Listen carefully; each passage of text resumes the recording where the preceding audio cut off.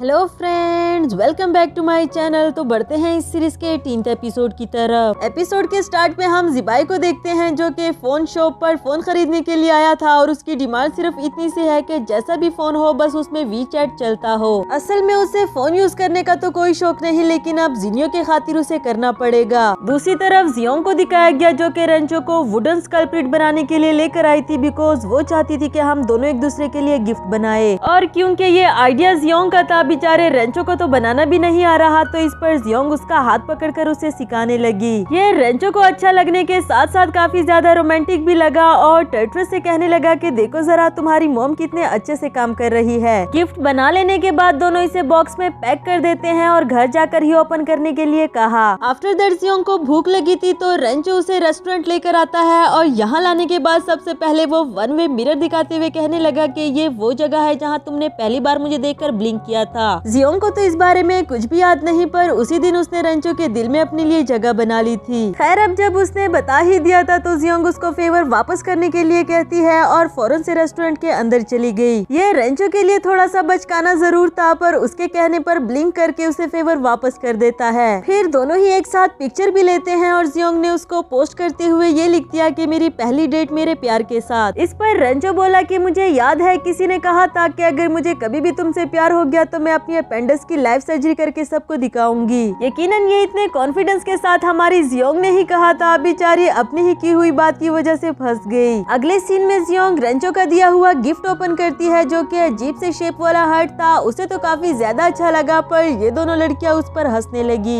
ये कहकर के प्यार वाकई ही अंधा होता है, क्योंकि उसे यह अजीब से शेप वाला हार्ट भी काफी अच्छा लग रहा था। आफ्टर दैट उसे जिया की कॉल आती है जिसने उसे रेंचो के साथ रिलेशनशिप में आने पर कांग्रेचुलेशन बोला। साथ ही बताया कि मैं स्टडी के लिए अब्रॉड जाने वाली हूँ। मैंने और जिया ने ब्रेकअप कर लिया है। हमारी आपस में कोई लड़ाई नहीं हुई, लेकिन हम फ्यूचर की एक दूसरे को गारंटी नहीं दे सकते, इसलिए हमें ये ऑप्शन ही बेटर लगा। जियोंग को भी यकीन तो नहीं आ रहा था, लेकिन ये उन दोनों का अपना फैसला था, इसमें जियोंग भी उनके लिए कुछ नहीं कर सकती। दूसरी तरफ रेंचो ने भी जियोंग का दिया हुआ गिफ्ट ओपन किया जो कि एक स्कल था। वो भी जियोंग की तरह प्यार में अंधा हो चुका है, जबकि उसके दोस्त भी उस पर हंस रहे थे। यानी कि दोनों को ही एक दूसरे का दिया हुआ गिफ्ट इतना ज्यादा पसंद आया कि हमेशा के लिए अपने पास संभाल कर रखने के लिए कहा। नेक्स्ट सीन में रेंचो जियोंग के पास आता है उसे कुछ इम्पोर्टेंट बताने के लिए, और वो इम्पोर्टेंट बात ये थी कि वो 1 मंथ के लिए प्रोविंस से बाहर जाने वाला है किसी एक्सचेंज एक्टिविटी के लिए। वैसे जाना तो वो खुद भी नहीं चाहता और उसने सोच लिया था कि अगर जियोंग ने उसे जाने से मना किया तो वो बिल्कुल भी नहीं जाएगा, लेकिन जियोंग भी उसको उसके अचीवमेंट से रोकना नहीं चाहती, इसलिए जाने से मना नहीं करती। तभी रेंचो बोला कि मैं long distance relationship guarantee document बनाऊंगा, तुम जो कहोगी मैं उसमें लिखने के लिए तैयार हूँ। जिसमें जियोंग ने अपनी कुछ शर्तें लिखवाई कि तुम मुझे रोज वीडियो कॉल करोगे, मेरे मैसेजेस का रिप्लाई जल्दी करोगे। ये तो मैं जानती हूँ कि तुम किसी भी लड़की को वीचैट पर ऐड नहीं करोगे, पर फिर क्या अगर कोई लड़की तुम्हें ऐड करना चाहे तो? और रेंचो बोला कि मैं कह दूंगा ना कि मेरे पास फोन ही नहीं है। वेल डॉक्यूमेंट कंप्लीट हो जाने के बाद जियोंग उस पर अपने सिग्नेचर कर देती है और रेंचो ने सिग्नेचर करने के बजाय उसे किस कर दी, ये कहकर के मुझे इस पर साइन करने की कोई जरूरत नहीं है क्योंकि मैं जानता हूँ कि तुम सिर्फ मेरी हो। नेक्स्ट सीन में हमें दिखाया जाता है कि जियोंग ने रेंचो के लैब मेट्स की ड्यूटी लगा दी थी उसके खाने पीने का ख्याल रखने के लिए। इसके बाद वो दोनों भी एक दूसरे को हक करके बाय बाय करते हैं। इतनी ज्यादा वरीड तो जियोंग भी नहीं थी जितना रेंचो हो रहा था। इसके बाद जियोंग वोंग के लिए हॉस्पिटल में खाना लेकर जाती है जिसे गेम में ही एक लड़की पसंद आ गई थी, बल्कि उसे तो ये भी लगने लगा था कि शायद उस लड़की को मुझसे प्यार हो गया है। जिस पर जियोंग उसका मजाक उड़ाते हुए कहने लगी कि क्या इस लड़की ने कभी तुमसे वॉइस में बात की या कभी अपना रियल नाम भी बताया? अगर नहीं तो फिर तुम कैसे कह सकते हो कि ये कोई लड़की होगी? क्या पता ये कोई लड़का हो। बेचारे वोंग का तो दिल ही टूट गया। आफ्टर दैट जियोंग अपने बेकिंग क्लब में वापस आई जहां उसको सू से पता चला कि उसका बेकिंग क्लब डिसबंडन होने वाला है क्योंकि उसके पास और कोई मेंबर्स नहीं, और अब तो इतनी देर हो चुकी कि अगर वो और मेंबर्स ले भी आए तब भी शायद अपने बेकिंग क्लब को ना बचा सके। जियोंग इस बात को लेकर काफी ज्यादा परेशान हो गई, पर थोड़ी ही देर में जब उसे रेंचो की कॉल आई तो वो ऐसे दिखाने लगी जैसे उसे कोई भी परेशानी नहीं है। रेंचो ने उसको अपना बनाया हुआ ऐप दिखाया जिसका नाम जियाओ ही था और जिसके लिए वो यहाँ से दूसरे प्रोविंस गया है। बताया कि इसको इंस्टॉल कर लो, ये तुम्हारे साथ चैटिंग भी करेगा और तुम्हारी प्रॉब्लम्स को सॉल्व करने में तुम्हारी हेल्प भी करेगा। इतना तो वो भी समझ गया था कि जियोंग किसी न किसी बात की वजह से परेशान जरूर है और बातों ही बातों में उससे सारी बात उगलवा ली। इस पर रेंचो ने उसको परेशान होने से मना कर दिया। बताया कि तुम फिक्र नहीं करो, मुझे वापस आने दो, मैं सब कुछ ठीक कर दूंगा। इसके इसके बाद जियोंग ज़ियाओही ऐप को इंस्टॉल करके उसके साथ चैटिंग करती है और शॉ को भी इंस्टॉल करने के लिए कहा, लेकिन पता नहीं क्यों शॉ के फोन में वो ऐप इंस्टॉल नहीं हो रहा था, जिस पर जियोंग बोली कि मैं रेंचो से पूछकर तुम्हें बता दूंगी। इधर जियोंग ज़ियाओही को बताती है कि मैं अपने बॉयफ्रेंड को मिस कर रही हूँ, जिस पर उसने रेंचो की पिक्चर इसको सेंड कर दी। जियोंग ने सोचा नहीं था कि ये ऐप इतना ज्यादा काम का होगा, पर वो रेंचो की पिक्चर को देखकर काफी खुश हो गई। आफ्टर दैट जियोंग मजे मजे की नींद सो जाती है, पर ख्वाब में भी वो रेंचो से मिलने के लिए गई थी और रेंचो उसे देखकर किस कर देता है। क्योंकि वो रेंचो को मिस करते करते सोई थी, इसलिए उसे सपने में भी सिर्फ रेंचो ही नजर आ रहा था।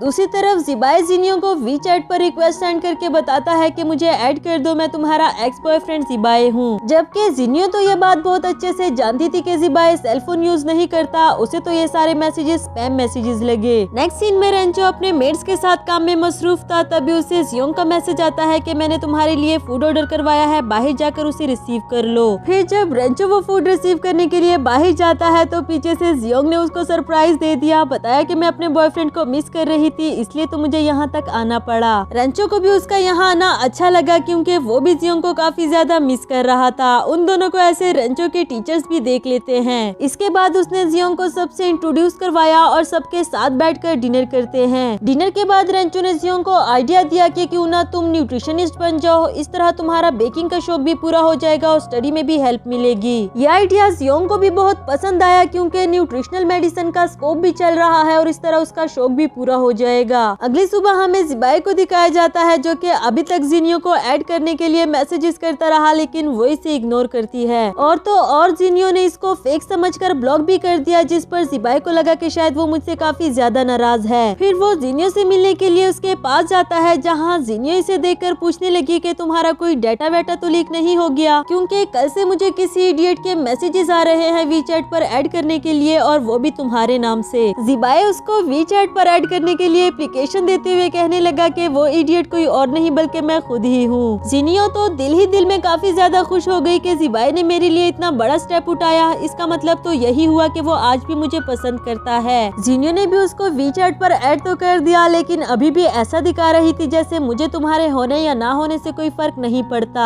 नेक्स्ट सीन में जियोंग ने अपना बेकिंग क्लब न्यूट्रिशन क्लब में चेंज कर दिया था, जिसकी खुशी में रेंचो ने उसके लिए बुके सेंड किया है। जियोंग तो पोस्टमैन के हाथ से मजे मजे से बुके लेकर चली गई और पीछे देखा तक नहीं कि जो बुके लेकर आया है वो कोई और नहीं बल्कि रेंचो खुद था। फिर देखने पर उसे फौरन से हक कर दिया। रेंचो का काम खत्म तो नहीं हुआ, लेकिन वो जियोंग को मिस कर रहा था, इसलिए मिलने के लिए चला आया। जियोंग उसका मास्क उतार देती है और रेंचो ने इसको किस कर दिया कि तभी उसे अपने लैब मेट्स की कॉल आई। वो लोग भी जियोंग को कांग्रेचुलेशंस करना चाहते थे उसके न्यू क्लब के लिए। बातों ही बातों में उन्होंने बताया कि तुम कितनी अमेजिंग हो, तुमने रेंचो को भी इतना चेंज कर दिया कि वो लेट नाइट तक तुम्हारे साथ बातें करता रहता है। जिस पर जियोंग बोली कि वो मुझसे तो बातें नहीं करता, बल्कि मैं तो रात को देर तक ज़ियाओही से बातें करती हूँ। यहाँ तो रेंचो की पोल ही खुल गई, क्योंकि ज़ियाओही कोई और नहीं बल्कि रेंचो ही है, और इसीलिए तो वो ऐप शॉ के फोन में इंस्टॉल भी नहीं हो रहा था। पर जब रेंचो ने उसको क्लियर किया कि मैं नहीं चाहता था कि मेरी गर्लफ्रेंड परेशान हो, मैं चाहता था कि वो हर बात मुझसे शेयर करे, इसीलिए तो मैंने इस ऐप का यूज किया, तो जियोंग ने भी उसको माफ कर दिया। आखिर ये सब कुछ उसने इसी के लिए ही तो किया था। इसी के साथ हमारा ये वाला एपिसोड भी खत्म हुआ।